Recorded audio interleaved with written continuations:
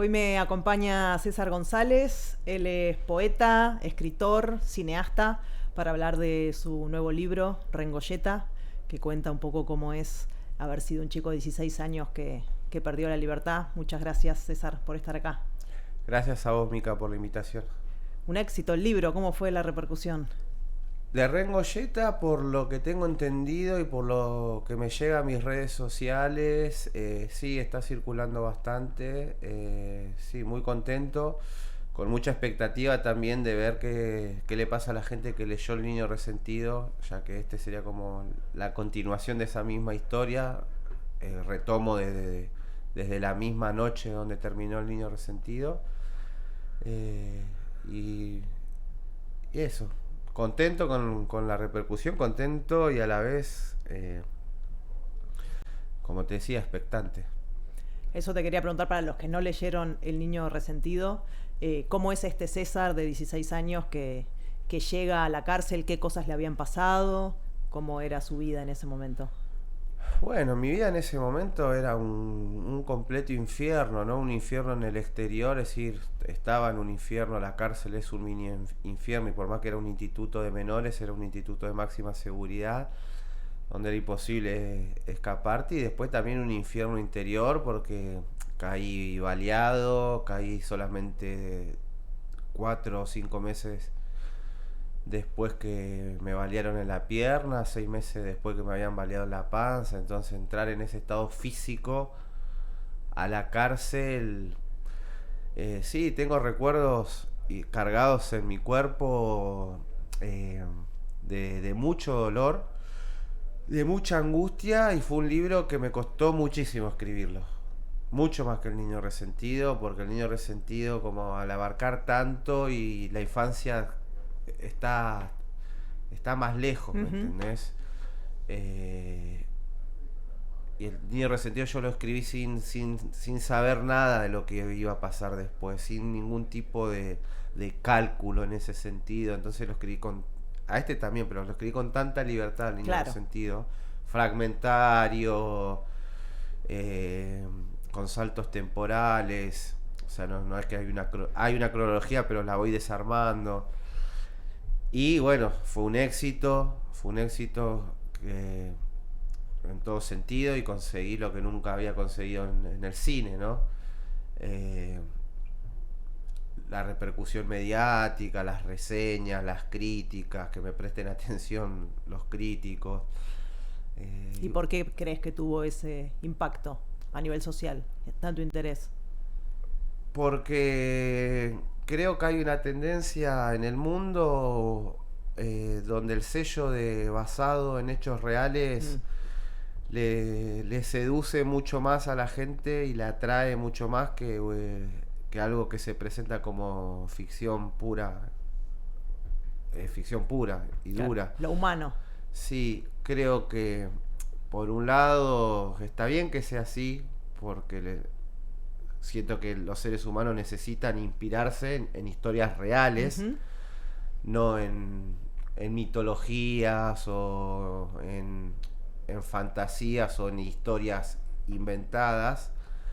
Eh, por otro lado, yo también me lo pregunto. Mm. ¿Por qué tanto éxito? Puedo elaborar distintas respuestas, pero no tengo una concreta. Eh, pero bueno, en buena hora que sea así porque permitió que se agoten casi 10 ediciones. Bueno, y que se ponga sobre la mesa estas realidades, estas vidas, ¿no? Estas dinámicas. Vos contás, por ejemplo, que a los 11 empezaste a trabajar de albañil con tu Ujú. tío y que después él tuvo ahí un accidente de trabajo y que ese día dijiste, no, esto no vale la pena por lo que me pagan, ¿no? Y que en algún punto ahí arrancó como el camino de la delincuencia o que lo elegiste. Digo, ¿fue tan consciente esa decisión? Sí, sí, igual en ese fragmento también digo, ¿no? Es como un monólogo interior donde estoy preso y digo, cambiaría todo lo que conseguí como delincuente para terminar preso, o ser un albañil y estar afuera con el viento de la libertad soplándome la cara. Y yo digo, elijo lo segundo toda la vida. Ujú. Si pudiera volver el tiempo atrás, esto ya lo he dicho en otras ocasiones, prefiero ser un anónimo, un desconocido, que no me entreviste nadie, pero nunca haber pasado 5 años privado de mi libertad, haber recibido 6 balazos ni haber salido a lastimar gente para sustraerle algo material, si me dan a elegir. No, si fue consciente, no, o sea, un poco sí, que es lo que yo explico en El Niño Resentido, que si bien la pobreza era el estado natural que yo conocía, entonces como era lo único que conocía, tampoco podía dolerme lo que no conocía. Pero cuando empecé de niño, a mí yo no sufría la pobreza, ¿me entendés? Sí que sufría el hambre en algunas ocasiones, pero la verdad que mi abuela, o mi mamá, o mi tía, porque yo me crié como en un mini matriarcado, que lo digo en el libro, sin conocer la palabra en ese momento, que existía, no la puedo decir ahora. Sea por mi familia, o sea por el sentido de comunidad mismo que hay en una villa, el hambre nunca iba a ser absoluto, ¿no? Como también al ser la villa como un enclave en medio de la urbe, te permitía que salías a cirugiar y ibas a encontrar comida, o siempre algún verdulero te daba algo, siempre un carnicero te daba algo, porque este es un país que tiene un sentido de la solidaridad histórico en cualquier clase social, y en la villa era eso, ¿viste? Si la vecina te veía que vos estabas solo porque tu mamá, en mi caso, había quedado presa y mi abuela trabajaba todo el día, nos invitaba, vengan a merendar a casa, a mí, a mis hermanos. Vos también decís que en algún momento, ya cuando empezás a ser más adolescente, te da un poco más de vergüenza salir. Ahí, exactamente, a eso iba. Entonces, de niño no me avergonzaba, era lo dado. Entonces, sí éramos pobres, pero no infelices, como lo digo siempre. No es que llorábamos por lo que no teníamos.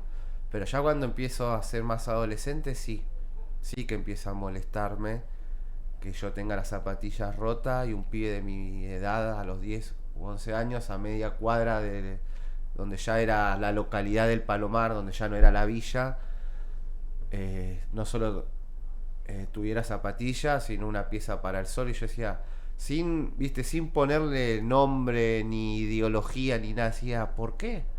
¿Qué hizo ese nene que no hice yo para merecer unas zapatillas que no estén rotas? Y bueno, mientras más crecía, empezaba a responderme nada.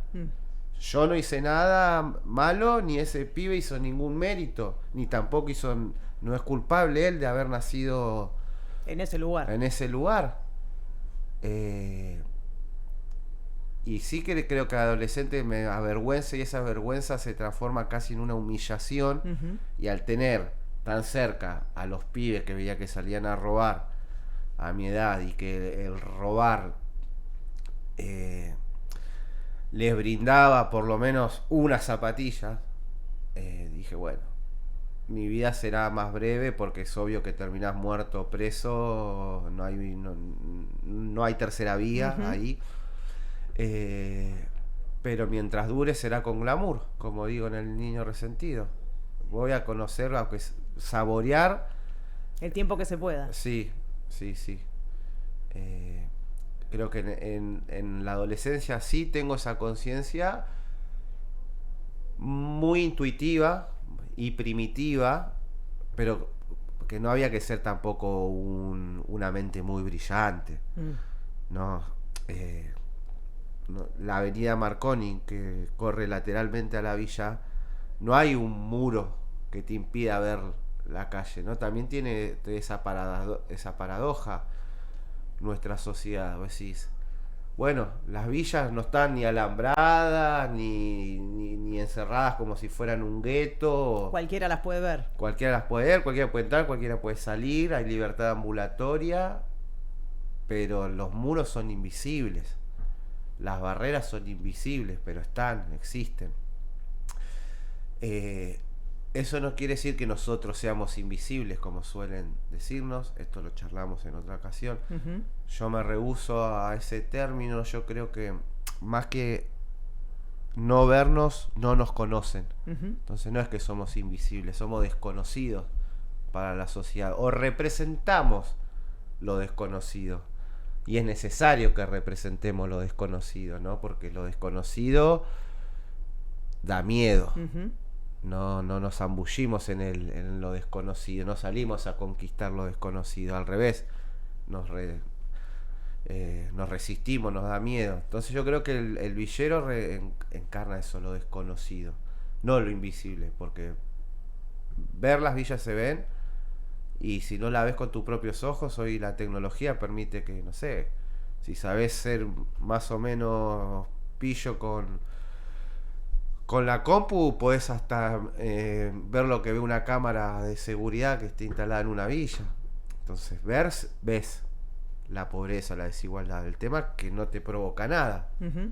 Sí, ¿qué haces con eso que ves, no? Sí, Y hablando de eso, ¿cómo ves vos hoy la realidad de las villas, de los jóvenes? ¿Qué oportunidades de futuro reales tienen hoy? Yo estuve hablando con varios referentes y lo que te dicen es que los programas que existían desde el gobierno, desde las organizaciones sociales para acompañar a los pibes en programas que tenían que ver con educación, con cultura, con deporte, hoy se están como desfinanciando. ¿Cómo ves vos la realidad de esos chicos? la veo muy complicada, la veo con mucha angustia, la veo con mucha preocupación.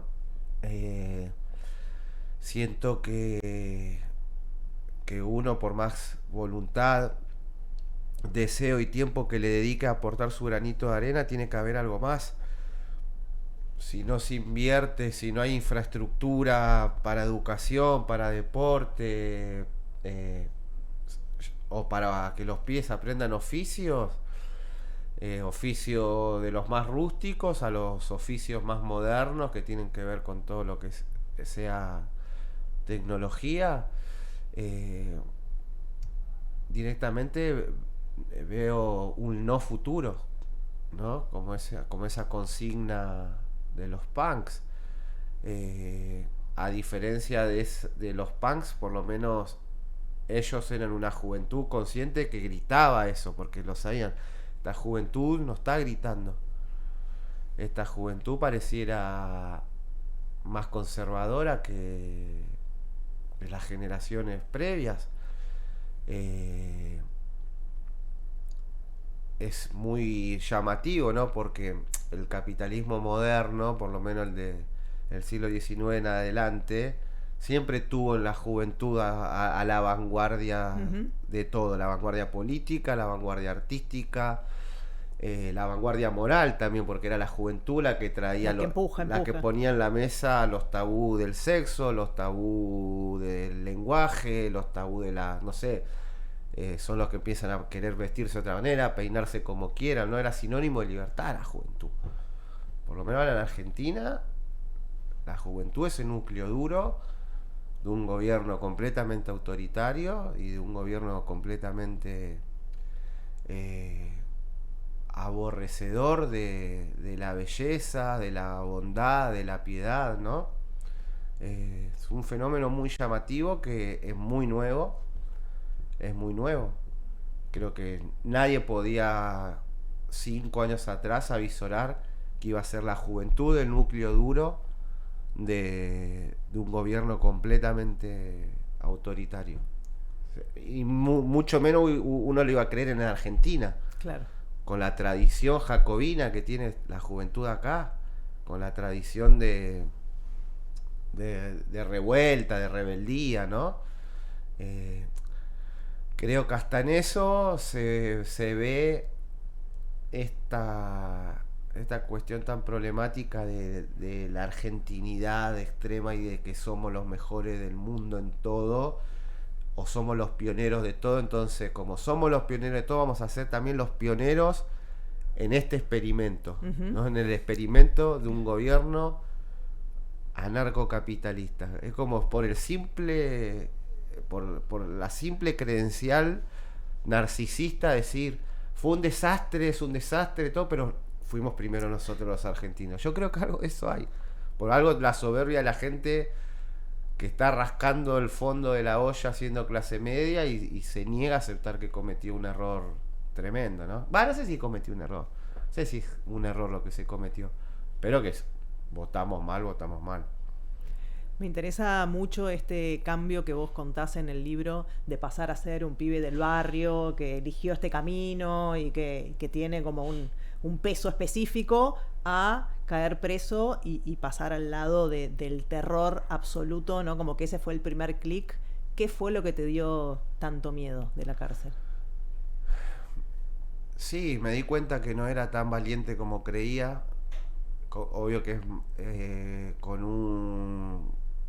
con un arma de fuego cualquiera es malo, cualquiera es valiente. Y ahí adentro, primero nada, repasar de vuelta lo que decía antes, mis condiciones físicas. Ujú. Entonces yo ya entraba en un mundo que tiene sus reglas propias, donde si no peleás, donde si no te parás de mano, no te van a respetar. Vas a vivir igual, pero vas a vivir a un costado, con la estirpe más baja y Y no estabas en condiciones físicas de yo pelear, no tenía digamos. condiciones físicas, entonces cualquiera se aprovechaba de eso, de mí. Lo poco que me salvó fue el bueno, la carátula y que eso dentro de los códigos, como había caído por una causa pesada y estaba baleado, y eso también te da jerarquía. El barrio, El ¿no? barrio, por suerte, la Gardel tiene ya su linaje y su tradición delictiva y presidiaria.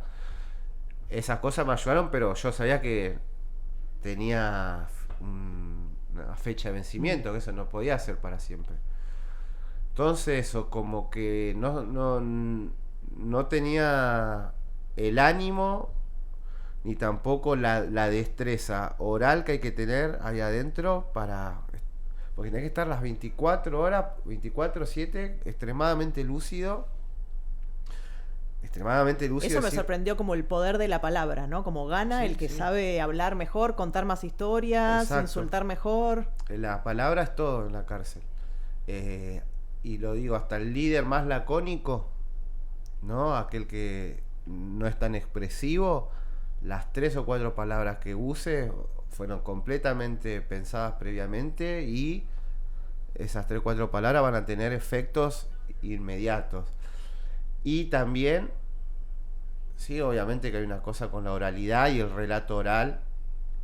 Yo digo en el libro que una mentira bien contada en la cárcel vale más que una verdad, porque yo conocía muchos pibes que inventaban los robos que contaban, pero los contaban con un nivel de detalle, con una fuerza actoral, Ujú. ¿no? Una performance. Sí, completamente performático, que vos decías, este es re picante en la calle. Después te ibas enterando, no, este cayó por hurto. Contó que fue a robar un banco, cómo tomó rehenes, cómo todo, o sea, a ese nivel. Ujú. Y estaba por robar un celular. Pero no podía contar que robó un celular. ¿Cuánta épica, cuánta narrativa le puede dar al robo de un celular? Al revés.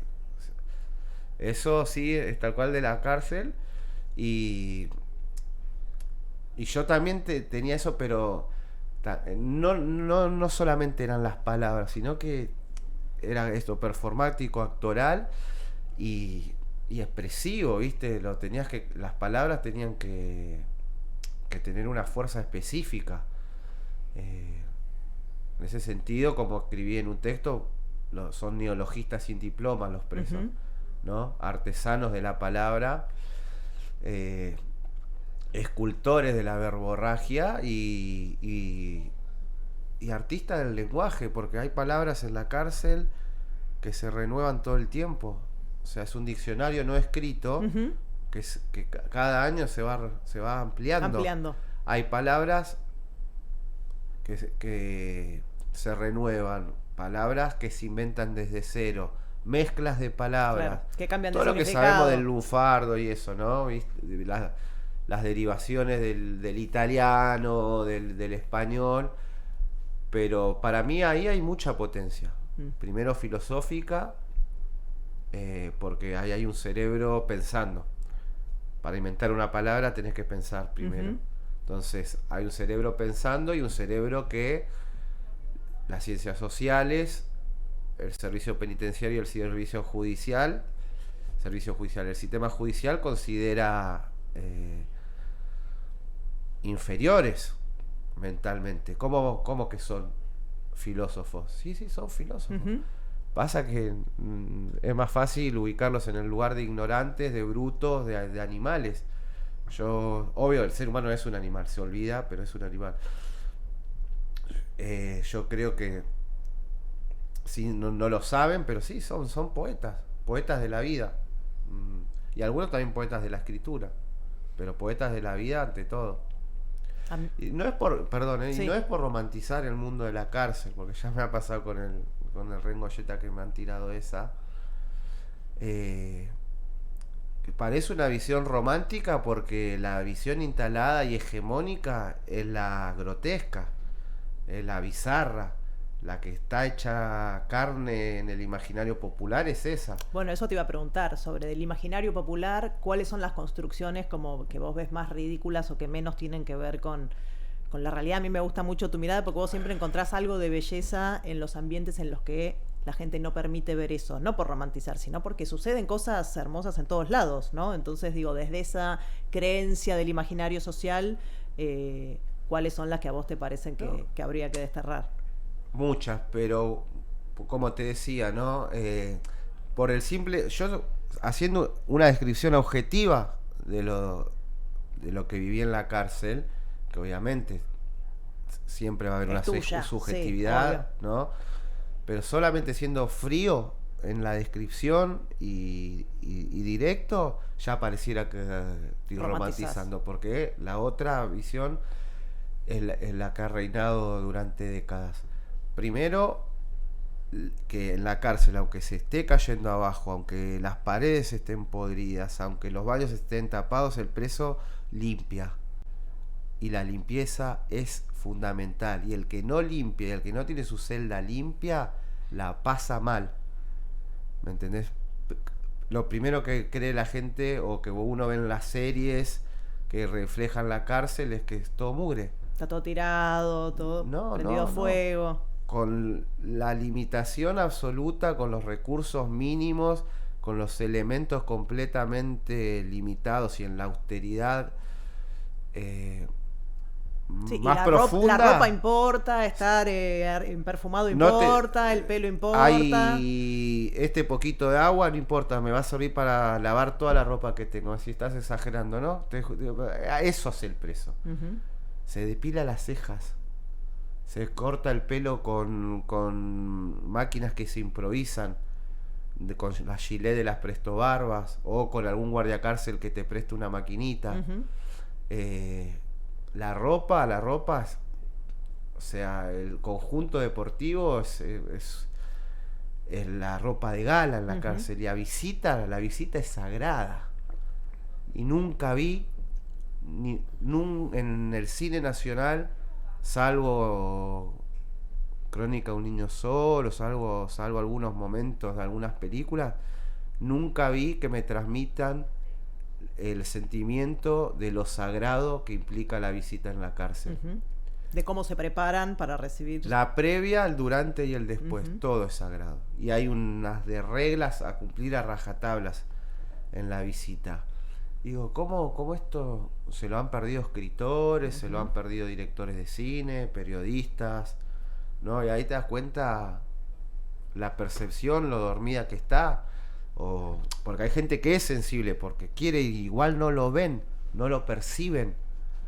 ¿Me entendés? Yo conozco gente que trabaja hace 20 años en la cárcel y hay cosas que no se enteraron. Uh-huh. No se enteraron. ¿Cómo puede ser? Estás hace 20 años. Y es porque tú sos sensible, porque vas a trabajar con una otredad completamente estigmatizada, ¿no? No entres a la cárcel porque van a hacer fila para violarte, te van a cortar en pedacitos, te van a hacer empanadas, como los 12 apóstoles. Entonces ya alguien que entra a trabajar en la cárcel, obvio que es alguien sensible, para mí. Está yendo a un lugar que carga con mucho estigma. Bueno, eso, la vestimenta, la apariencia, el lenguaje. El lenguaje fue siempre ridiculizado y para mí es re serio. Uh-huh. Lo reitero, lo he dicho en otras ocasiones, lo vuelvo a decir. En filosofía, el lenguaje fue el tema en el siglo XX. Uh-huh. Digamos, el lenguaje y los campos de concentración. Los dos grandes temas de la filosofía a pensar, por lo positivo o por lo negativo, porque es impensable, no el campo de concentración, es impensable, no podés llegar a pensarlo de lo tan trágico y demencial que fue, pero se piensa igual, ¿no? Hay poesía después de Auschwitz, aunque Adorno y Primo Levi y toda esa gente quería como que fue el punto final de la historia de la humanidad, no el fin de la historia, como dijo Fukuyama. En Auschwitz se terminó la humanidad. Hay muchos pensadores que piensan eso, pero también se pensó mucho el lenguaje, ¿no? Los estructuralistas, el psicoanálisis, ¿no? Florece en el siglo XX, que son cuestiones que tienen que ver con la palabra oral, escrita, con las dos cosas, pero se pensó mucho sobre eso. Y cómo tenemos acá, y acá en Argentina también hay pensadores de la lingüística, filólogos, ¿no?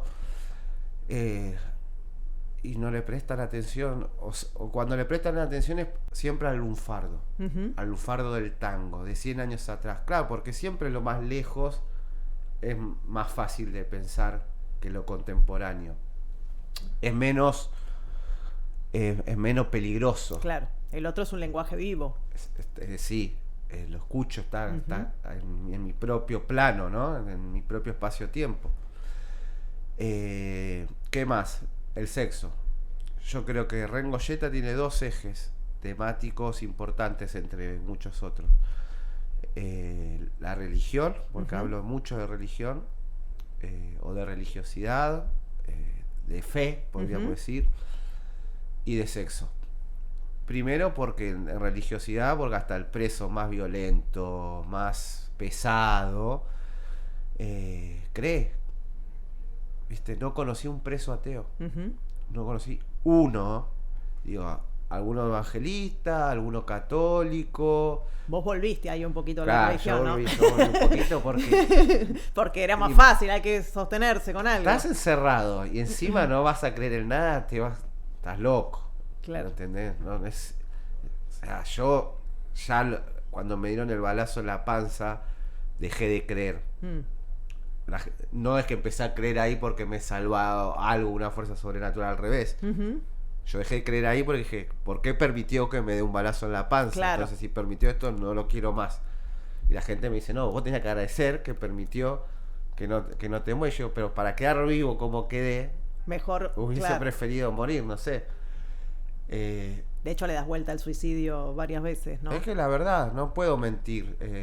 No me puedo mentir a mí mismo. No es que, o sea, no podía como manipular mi propia historia. Por más que sea fuerte, es la verdad. Y aparte, por algo a la cárcel le dicen la tumba. Volviendo a lo que decía antes, el que asoció la cárcel con la tumba fue un poeta. Ahí hay una síntesis perfecta, hay una imagen, una palabra que da sentido a un montón de cosas. Tumba, ¿entendés?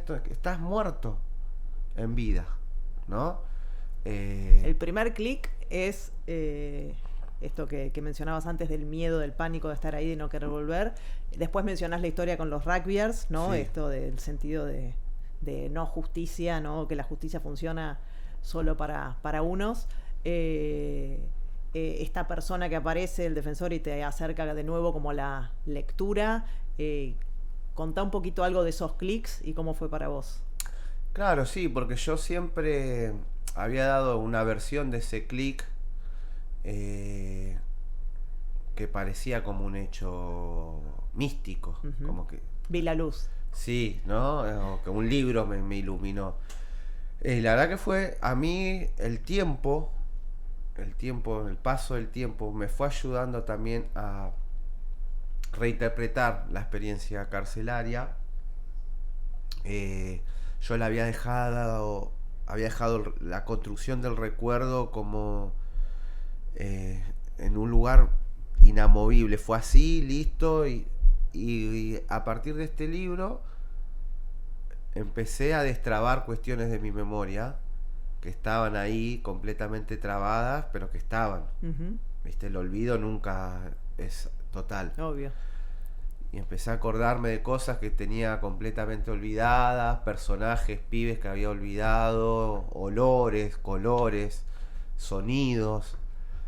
Eh, Obviamente que la persona fundamental en mi estadía carcelaria fue Patricio Montesano, a quien todavía no cuenta en el libro, porque solamente cuento los primeros 8 meses, pero a Patricio lo conozco ya en el instituto donde entro, en Rengolleta, en el Belgrano. Y es como la persona realmente que me muestra un camino. Es decir, yo ya venía leyendo con los libros del Defensor, pero Patricio es el profesor que me empieza a traer libros que me cambian la vida. Los libros de Roberto Arlt, los libros de Rodolfo Walsh, los libros de Foucault, de fragmentos de Marx.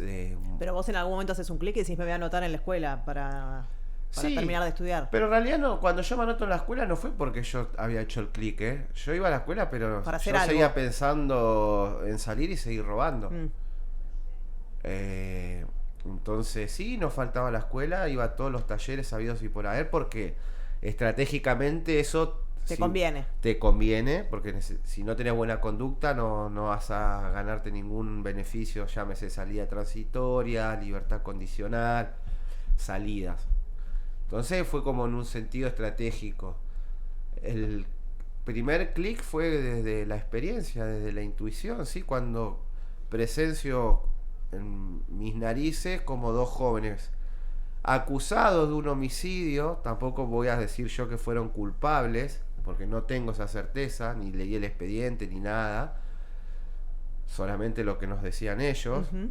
Y ellos casi que nos confesaron ese crimen, pero más allá de eso, ponele que eran inocentes y son inocentes, también es injusto que hayan estado 18 días por un supuesto homicidio, porque cualquier pibe de una villa, hasta que se sepa que es inocente, va a pasar años Adentro. Hay pibes pobres que pasan años hasta que les llega el juicio, y van al juicio y les declaran inocente y nadie les devuelve los años que perdieron, y el Estado no paga ningún resarcimiento, la sociedad menos.